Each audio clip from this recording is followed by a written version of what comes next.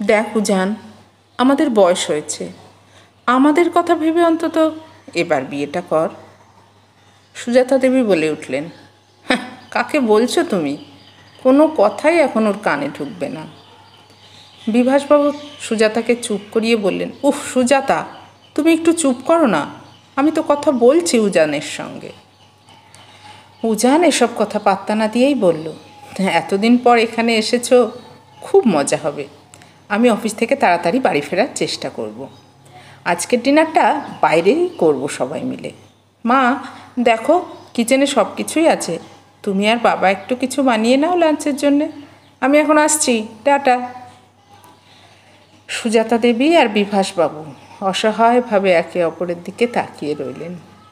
ছেলেটা কিছুতেই অতীত থেকে বেরিয়ে আসতে চাইছে না, কিন্তু যেভাবেই হোক তারা উজানকে আবার সংসারী করেই ছাড়বেন।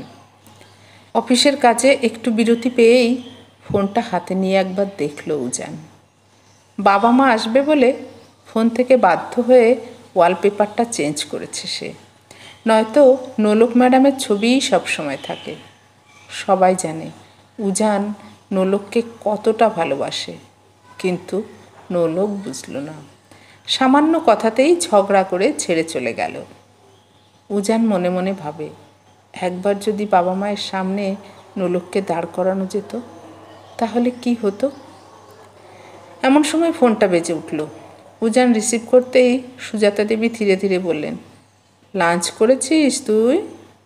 উজান বোঝে, বাইরে থেকে এই দুটো মানুষ যতই অভিমান দেখাক না কেন, মনের ভেতরে উজানের প্রতি ভালোবাসা আর স্নেহ ছাড়া আর কিছুই নেই। উজান হেসে হেসে বলল, মাতাশ্রী, আমি খাবার খেয়ে নিয়েছি, এবার তুমি আর পিতাশ্রী মিলে খাবার খেয়ে নিলে আমি ধন্য হব। কিছুটা অভিমান দেখিয়ে সুজাতা দেবী বললেন, তাড়াতাড়ি বাড়িতে আয়, তারপর তোর এই মজা করা বের করব। উজান আবারও হাসতে হাসতে বলল, সে আমি সব সহ্য করে নেব, তা বলে তুমি আর বাবা মিলে কোনো পাত্রীকে আমার সামনে দাঁড় করিও না। সন্ধেবেলা দুজনে রেডি থেকো। সুজাতা দেবী ফোনটা রেখে দিলেন। সারা বাড়ি ঘুরে ঘুরে দেখছেন, নোলকের কোনো চিহ্নই এ বাড়িতে নেই। হয়তো উজান ইচ্ছে করেই সব লুকিয়ে রেখেছে, কিন্তু উজান মনটাকে কোথায় লুকিয়ে রাখবে। সন্ধ্যার আগেই বেরিয়ে পড়েছে বাড়ির উদ্দেশ্যে উজান। মা বাবা আছেন বলে আজ খুব টান বেড়েছে বাড়িটার উপর। মানুষ আসলে একা থাকতে পারে না বেশি দিন। একটা সময় মনে হয় সে জলে ডুবে যাচ্ছে, কিন্তু কিছুতেই একটা কিনারার খোঁজ মেলে না। তাই হয়তো বাবা মা আবার বিয়ের জন্য উজানকে চাপ দিচ্ছেন, কিন্তু কি করে যে সে বোঝাবে নোলক ছাড়া আর কাউকে ও ভালোবাসতে পারবে না। 9 বছরের প্রেম আর 1 বছরের বিবাহিত জীবন, তাতেই একটা মানুষকে পুরোপুরি চেনা গেল না। এখন আর নতুন করে কাউকে চিনতে ইচ্ছে করে না উজানের। মাঝে মধ্যে ভাবে, যদি ভুল ভ্রান্তিগুলো আগে থেকেই শুধরে নিতে পারত তাহলে হয়তো এমনটা হতো না। সেই কলেজ জীবন থেকে দেখে আসছে উজান যে নোলকটা বরাবরই একগুঁয়ে, জেদি আর রাগী, আর সেখানে উজান ধীর স্থির শান্ত। দুজন বিপরীত মনের মানুষের প্রেম হয়েছিল, প্রথমে বন্ধুত্ব, তারপরে প্রেম। যেন এক শান্ত মৌন পাহাড়ে দুরন্ত ঝর্ণা এসে বুকে আছড়ে পড়েছিল। 9 বছরের প্রেমে বহুবার ঝগড়া হয়েছে। উজান বরাবর ওই রাগী মেয়েটাকে সামলে নিয়েছিল বুকের মাঝে।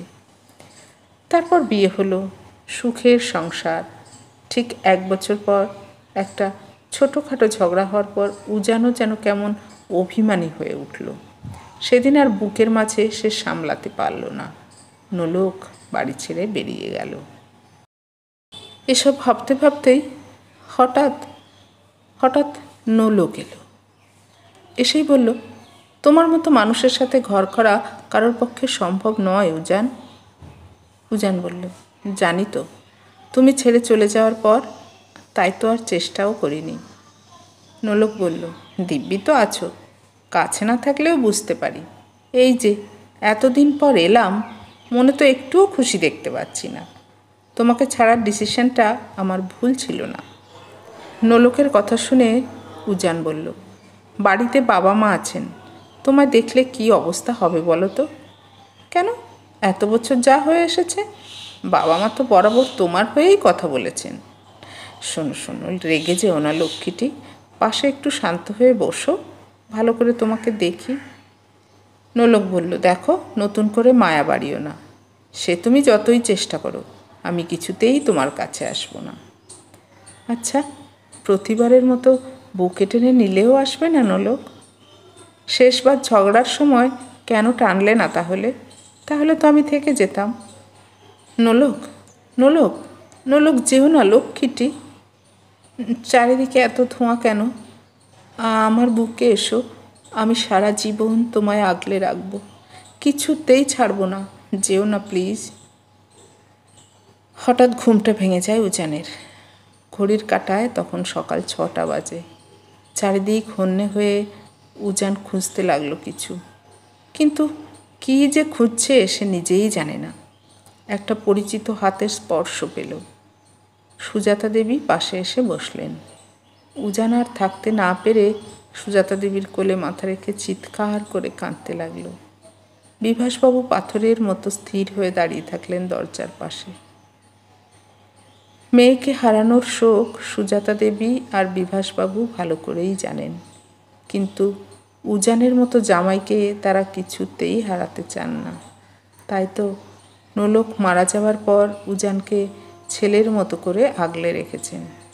তারা জানেন নোলকটা বরাবরই খুব রাগী। সেদিন একটু ঝগড়া করে বাড়ি থেকে পালিয়ে গেল। তারপর উজানের ফোন পেয়ে মাথা ঠান্ডা হলো, বাড়িও ফিরে আসছিল, কিন্তু একটা অ্যাক্সিডেন্টে তার আর বাড়ি অবধি ফেরা হলো না। উজান আজও নিজেকে দোষী ভাবে। প্রতিবারের মতো সেদিনও যদি মেয়েটাকে জোর করে বুকে জড়িয়ে নেওয়া যেত, তাহলে হয়তো আজ নোলক বেঁচে থাকত। সুজাতা দেবী আর বিভাসবাবু আপ্রাণ চেষ্টা করছেন উজানকে আগলে রাখার, কিন্তু অতীত আর স্মৃতি সহজে ভুলে যাওয়া যায় না। তাদের বিশ্বাস একদিন ঠিক উজানের জীবনে কেউ না কেউ আসবে, নোলকের জায়গা নিতে নয়, বরং উজানের জীবনে একটা নতুন অধ্যায় গড়তে।